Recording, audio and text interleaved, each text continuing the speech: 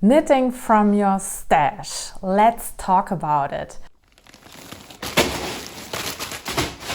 It's the beginning of the year and many knitters have this actually as a New Year's resolution, that they want to knit from their own stash and reduce it by a bit. And in this video, I'm going to tell you how to actually achieve that. My name is Martina Behm. I'm a knitwear designer from Germany. Strickmich is my brand and it means knit me in German. Maybe you think that if you want to knit from your stash, you should first get an overview and make a list where you have all the yarns listed that you have with their fiber content and their yarn weight and their yardage and their color. Maybe you also feel like putting everything in an Excel sheet or in a database, and you think that when you come across a pattern that you would like to make, you will just enter your list or your Excel sheet and you will find the perfect yarn from your stash to go with it. But unfortunately, it doesn't really work that way. Many times you won't find the yarn that you actually need for the pattern that you picked, and then you go out and will buy more yarn, which was not what you intended in the first place. So let's do it a little differently, and I'm going to tell you how. If you feel like diving into your stash and sorting it out a little bit like Marie Kondo would, like looking at the yarns, thinking about whether they bring you joy or not, but my feeling is every yarn does bring joy, so I don't know if this actually works. But you can try to do that and to find yarns that you would like to donate or that you don't like anymore and you would like to repurpose or over dye or do something else with them. You can do that, but it's not really necessary if you want to knit from your stash. So the trick is to actually start with the yarn. Go to your stash, find a yarn that speaks to you, find a yarn that you think, well, I feel good about knitting this right now. I want to knit with this yarn. It brings me joy and I feel like knitting with it. If you have a yarn where you think, well, this has been sitting here for so long and I really have to use it up, that's not what's going to work. Because if you start knitting with a yarn that you don't feel like knitting with, you're going to put the project aside. So pick a yarn that you really like and that you want to knit with. And after you have picked the yarn, you go and pick a pattern for it. So let's start with that single special skein of yarn that you maybe brought from Fiber Festival or your friend gave it to you as a gift. And you would like to make something with this one single special skein of yarn that maybe was also a little bit expensive. So have a look at the fiber content. Does it contain any nylon? Can you make socks out of it? Does it feel good next to your skin?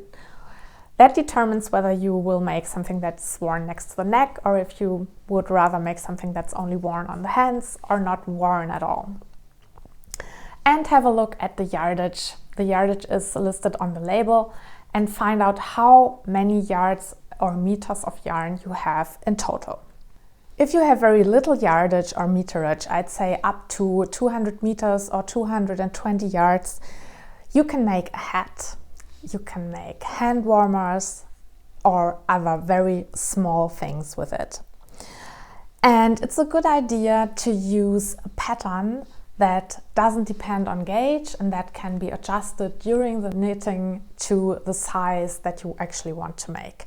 If you're making a hat, gauge-free hats are a great thing, and I have a couple of them in my portfolio. For example, the Tensfield hat, Blunk the hat, or Langfield, and those knit up really quickly if you have a yarn that is heavier or bulky, and it's great fun. So I really recommend that. With up to 550 yards or 500 meters, you can make a small shawl or a cowl. It's a clever idea to pick a pattern where you can knit up all the yarn and you don't have the danger of running out of yarn. And there are a couple of patterns in my portfolio as well that are designed that way. For example, the hitchhiker and all the shawlettes that use the hitchhiker shape, and you can find them in my ebook, The Hitchhiker Collection. If you have lots of yardage, like more than 600 meters or more than 650 yards, you can make a really nice big shawl with only one skein of yarn. And here it is also nice to know that you won't run out of yarn, because if you use a pattern that is written that way, you will always have enough. Because if you have the special skein sitting in your stash and it has been sitting there for a while, then it will probably be very hard to get a second one. And we don't want to buy yarn, at least not now. We want to knit what we have, and so this is actually quite a good idea. And my patterns, Novem, Fratali or Smooth Sailor, they are perfect for yarns with lots of yardage, because you can knit and knit for hours, and you won't run out of yarn, and you will have a lovely result. What if you have 2 skeins or more? If you have not a lot of yardage, then you can make a big cowl or loop. I have one that is called Big and Beautiful. And with a cowl that is knit in the round, you have also the opportunity to knit up all the yarn that you have and to have a beautiful cowl to wear later on. I would say that for a scarf you will need at least 3 skeins of 100 grams or more, because scarves, they eat up a lot of yarn. And you will want to make a scarf as long as the wingspan of a person, which accidentally matches the height of a person. So yeah, you can try making a scarf, but be aware that you may run out of yarn. It's not that easy with scarves. If you have a yarn that you don't want to wear next to your skin, if you have 2 skeins or more of the special yarn from your stash, you could make, for example, a pillowcase or a bag or something like that, and you won't wear it next to your skin, but it's going to look beautiful in your home. Let's talk about sweater quantities. If you have more than 350 grams of yarn, like 3 or 4 skeins of 100 grams of yarn, then you could of course make a sweater. And I assume if you have sweater quantities of yarn in your stash, you actually had a pattern in mind when you got them. Maybe your taste has changed, maybe you don't like the color that much anymore, maybe you don't like the pattern that you chose, so you will have to find something new for this sweater quantity of yarn. If you don't like the color, you can try to over dye it, but that's a totally different topic. You can also think about donating it or gifting it to a friend who actually likes the color. But if you are still in love with the color and the yarn, then you should try to find a pattern that goes with it. And what's really nice if you use a top-down raglan, because then you can adjust not only the width and the size of the sweater to your own body, but you can also play with the length. If you think you don't have enough yarn, then you can adjust the length of the sweater, and you can adjust the length of the sleeves, and maybe do 3/4 sleeves or short sleeves if you don't have enough yarn. If you think that the yarn is not going to be enough for something with sleeves, you can make a vest, which is actually quite trendy right now, so that you don't have to bother with sleeves at all. A sweater quantity can also be used to make a blanket or several small blankets. Young mothers, they always love to get baby blankets as gifts, and if you have a sweater quantity of yarn, you can make maybe 1 or 2 baby blankets out of it, and put them aside, and whenever someone in your extended family has a baby, you have a gift ready. That's actually quite nice. So these are my suggestions for knitting from your stash. I hope this helps you in your endeavor. But I would like to take the opportunity and talk a little bit about why we feel that we must knit up our stashes. I have the feeling that lots of people have a bad conscience about having a big stash of yarn at home.